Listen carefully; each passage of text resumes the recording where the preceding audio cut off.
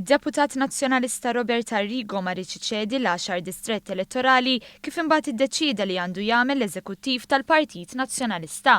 Ix-xewqa tiegħu għamilha ċara fl-Eżekuttiv tal-Partit u għalkemm issa qed jgħid pubblikament li ma rridx iċedi l-10 distrett għax fuq ġab iktar voti, l-imkejjen tagħna fl-istamperija sostnew li ma rridx jagħti ċans lil George Pulicino jidħol lura fil-Parlament għax tiegħu rival ewlieni fuq id-distrett.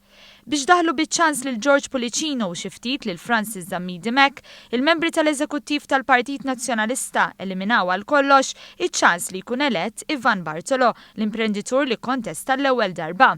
Tant ħalih li kiteb fuq Facebook li għalih il-politika daqshekk.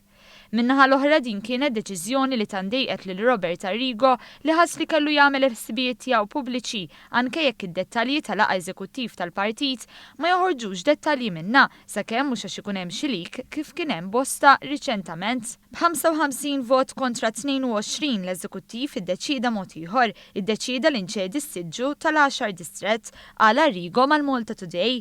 Kif kien żvelat minn One News fl-aħħar jiem, anke l-Viċi Kap Beppe Fenekadami kellu preferenza ċara dwar liema distrett rrid iċedi. Rrid iċedi s-7 distrett minn flok 8 distrett u anke jekk ħafna ma qablux miegħu tiegħu għaddiet fi kliem ieħor mar aħjar minn Robert Arrigo.